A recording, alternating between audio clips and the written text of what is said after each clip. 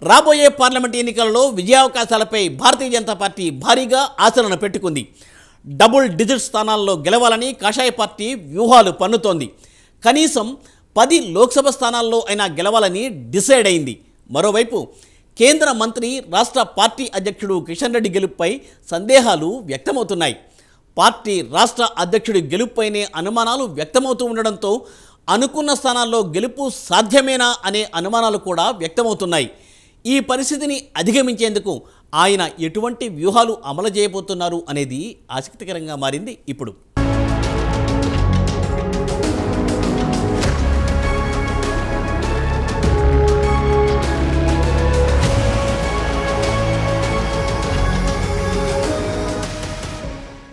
కేంద్ర మంత్రి కిషన్ రెడ్డిని పార్టీ స్టేట్ ప్రెసిడెంట్గా నియమించిన దగ్గర నుంచి ఆయన పరిస్థితి ముందు నుయ్యి వెనుక గొయ్యి అన్న చందంగా మారింది.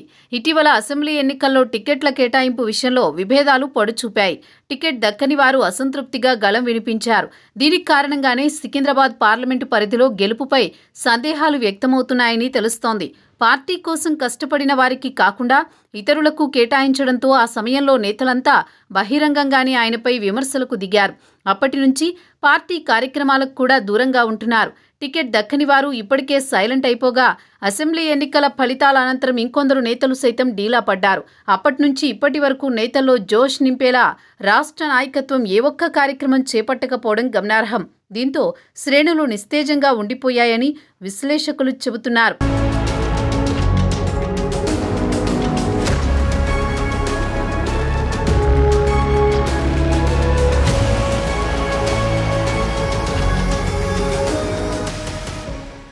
గత అసెంబ్లీ ఎన్నికల్లో సికింద్రాబాద్ పార్లమెంటు పరిధిలో ఉన్న ఏ ఒక్క సెగ్మెంట్ను బలమైన నేతను బరిలోకి దించలేదని, అందుకే గ్రేటర్ పరిధిలో కేవలం ఒక్క సీటుకే పరిమితం కావాల్సి వచ్చిందని పార్టీ శ్రేణుల్లో చర్చ జరుగుతోంది. టికెట్ ఆశించిన వారు కొందరైతే ఊహించని వారికి టికెట్లు ఇవ్వడంపై అసమ్మతి నాయకులు ఇంకా గుర్రుగానే ఉన్నట్లు తెలుస్తోంది. మరోవైపు పార్టీలో సరైన ప్రాధాన్యత దక్కకపోవడంతో బీజేపీకి గుడ్ బై చెప్పేందుకు పలువురు నేతలు సిద్ధమవుతున్నట్లు సమాచారం.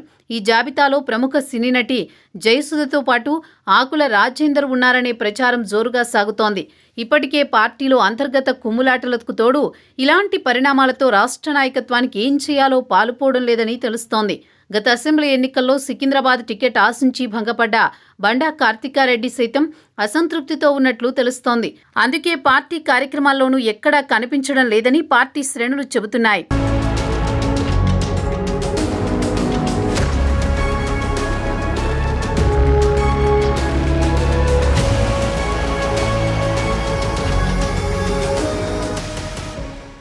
గతంలో బండారు దత్తాత్రేయ కూడా ఇలాంటి అనుభవం ఎదురైంది.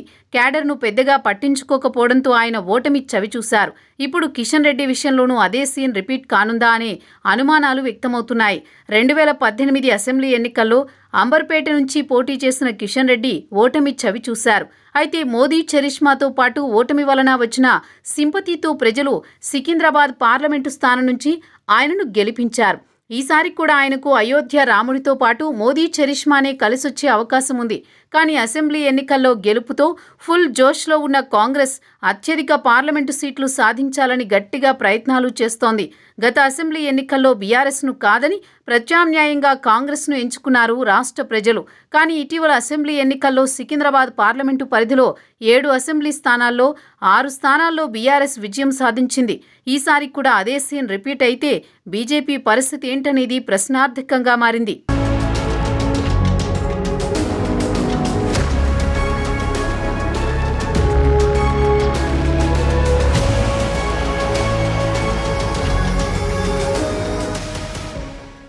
ఇటీవల అసెంబ్లీ ఎన్నికల్లో సికింద్రాబాద్ పార్లమెంటు పరిధిలో మొత్తం 7 అసెంబ్లీ సెగ్మెంట్లలో ఒక్క అసెంబ్లీ సెగ్మెంట్లో కూడా బీజేపీ గెలవలేదు.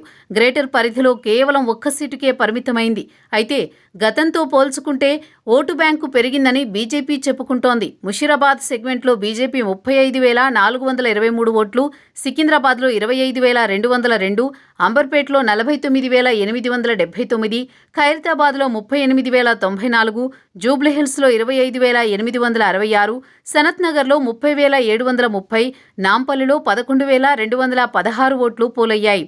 మొత్తం వచ్చిన ఓట్లు 2,16,410. అయితే ఇందులో ముషీరాబాద్, అంబర్పేట, ఖైరతాబాద్లో బీజేపీ గెలుస్తుందని అంచనాలు వేసింది. ఎందుకంటే ముషీరాబాద్ సీనియర్ నేత కె లక్ష్మణ్ సొంత నియోజకవర్గం, అంబర్పేట కిషన్ రెడ్డి సెగ్మెంట్ కావడంతో ఈజీగా గెలుస్తుందని భావించారు. ఖైరతాబాద్లోనూ గెలుపు అంచుల వరకు వచ్చి ఓడిపోయారు. ఇకపోతే గత పార్లమెంట్ ఎన్నికల్లో కిషన్ రెడ్డికి మొత్తం 3,84,780 ఓట్లు వచ్చాయి. 42.05% ఓటు బ్యాంకును ఆయన సాధించారు. మరి ఈసారి పార్లమెంట్ ఎన్నికల్లోనూ మోదీ చరిష్మా, అయోధ్య రాముడి జపంతో ఆయన కాషాయ జెండా ఎగరవేస్తారా? క్యాడర్ ఆగ్రహానికి ఓటమి పాలవుతారా అనేది వేచి చూడాల్సిందే.